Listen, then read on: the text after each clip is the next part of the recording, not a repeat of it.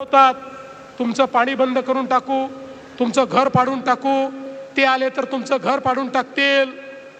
एक गोष्ट लक्षात ठेवा, देवेंद्र फडणवीस आणि एकनाथ शिंदे घर देणाऱ्यांपैकी आहे, घर घेणाऱ्यांपैकी नाही आहे. देण्याची दानत असलेले लोक आहोत आम्ही. फक्त आमच्याकडे येऊ द्या या संस्कृतीत नाही.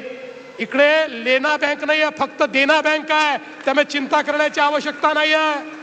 इथल्या एक एक गरीबाचं घर हे त्या ठिकाणी वाचवून अधिकृत करून हा संपूर्ण वसई, विरार आणि नालासोपाऱ्याचा सगळा जो भाग आहे, या भागाला अधिकृतरित्या विकसित करण्याचं काम हे आपल्या सरकारच्या माध्यमातून आम्ही करणार आहोत. आज वसई आणि नालासोपारा असेल किंवा विरार आणि नालासोपारा असेल, याच्यामध्ये आपल्या लोकलचे स्टेशन्स कमी आहेत. त्याच्यामध्ये 5-5 किलोमीटर अंतर आहे. खरं म्हणजे 2-2.5 किलोमीटरवर जर स्टेशन झाले तर अधिक लोकांची सोय त्याच्यामध्ये होते. आणि म्हणून पुढच्या काळामध्ये अलकापुरीला देखील एक स्टेशन हे तयार करण्याचं काम आम्ही करू. आणि या स्टेशन्स मधलं जे अंतर आहे, हे अंतर देखील या ठिकाणी कमी कसं करता येईल अशा पद्धतीचा आमचा प्रश्न असणार आहे. आपण बघा, खऱ्या अर्थानं पावसाळ्यामध्ये या ठिकाणी मोठ्या प्रमाणात पाणी जमा होतं, फ्लडिंग होतं. हे फ्लडिंग कसं कमी करायचं याकरता निरी आणि IITच्या माध्यमातून एक अहवाल तयार केलेला आहे. त्या अहवालाचा अवलंब करून या शहराला फ्लडिंगमधनं, पुरामधनं कशी मुक्ती देता येईल या संदर्भात देखील पुढच्या काळामध्ये आपण काम करणार आहोत. वाहतुकीची कोंडी दूर करण्याकरता 4 आरोबी आपण त्या ठिकाणी तयार करणार आहोत. त्यातल्या 2 आरोबींना मान्यता मिळाली आहे. 563 कोटी रुपये आपण दिलेले आहेत.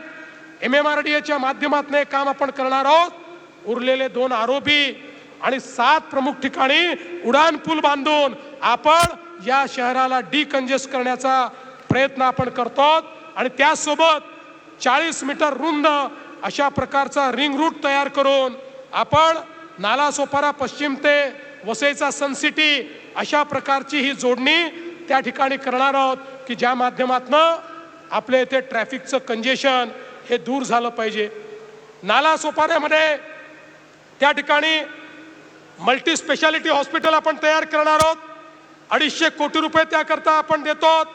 याकरता आमच्या राजनजींनी महापालिकेची जागा हस्तांतरित करण्याची विनंती केली होती, ती देखील आपण विनाशुल्क हस्तांतरित करण्याचा निर्णय घेतलेला आहे. आमच्या खासदार साहेबांनी देखील मोठा पाठपुरावा केला. आणि त्यासोबत आपल्याला मी सांगितलं की या ठिकाणी नालासोपारा पश्चिम आणि वसई रोड पश्चिम इथे आपण मोठ्या प्रमाणात आमच्या बेरोजगार तरुणांना त्या ठिकाणी रोजगार मिळाला पाहिजे म्हणून व्यवस्था उभी करणार आहोत. विरार पश्चिममध्ये 65 कोटी रुपयाचा ITA आपण तयार करतो, ज्यामुळे आमच्या तरुणांच्या हाताला काम मिळेल, त्यांना कौशल्य मिळेल. आणि या माध्यमातून या शहराचं चित्र बदलण्याचं काम आम्ही करतो. आपल्याला कल्पना आहे, इथली एक अजून मोठी समस्या आहे पिण्याच्या पाण्याची.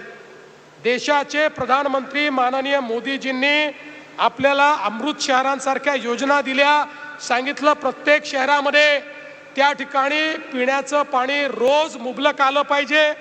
प्रत्येक शहरामध्ये भुयारी गटार योजना असली पाहिजे. सांडपाण्यावर प्रक्रिया झाली पाहिजे. STP असलं पाहिजे. जवळजवळ 50,000 कोटी रुपये मोदीजींनी आपल्याला दिले आणि वेगवेगळ्या शहरातली कामं आपण सुरू केली आहे. आता आपण देहरजीचा प्रकल्प पूर्ण करणार आहोत. यासोबत या सगळ्या MMR रिजन करता शिलार आणि पोशीर अशा पद्धतीचे 2 नवे त्या ठिकाणी डॅम आपण तयार करतो. मी तुम्हाला खात्रीनं सांगतो, पुढच्या काळामध्ये MMR रिजनच्या महानगरपालिकांमध्ये आणि विशेषतः वसई विरार महानगरपालिकेमध्ये आमचं हे स्वप्न आहे की प्रत्येक घरी रोज नियमित स्वच्छ पिण्याचं पाणी आलंच पाहिजे. आणि त्याकरता जो काही निधी या ठिकाणी लागेल तो विधी देण्याचं काम आम्ही करू. आज आपल्याला माहिती आहे, वसईमध्ये जो हरित पट्टा आहे त्याचं संरक्षण करणं ही आपली एक पॉलिसी आहे. निश्चितपणे आपण ते करणार आहोत. किनारपट्टीच्या कोळीवाड्यांचं संरक्षण, त्याचं सर्वेक्षण करून तिथल्या घरांचा प्रश्न आपण सोडवणार आहोत. आणि यासोबत मोदीजींमुळे आज मलनिस्सारणाकरता वसई रोड पश्चिम आणि नालासोपारा पश्चिम या ठिकाणी 819 कोटी रुपये आपण त्या ठिकाणी दिले आहेत. पाणी पुरवठा योजनेकरता 494 कोटी, सूर्या पाणी पुरवठा योजना 109 कोटी, सूर्या टप्पा 3 270 कोटी, नालासोपारा पूर्व पश्चिम आणि नवघर माणिकपूर भुयारी गटार योजना 1250 कोटी,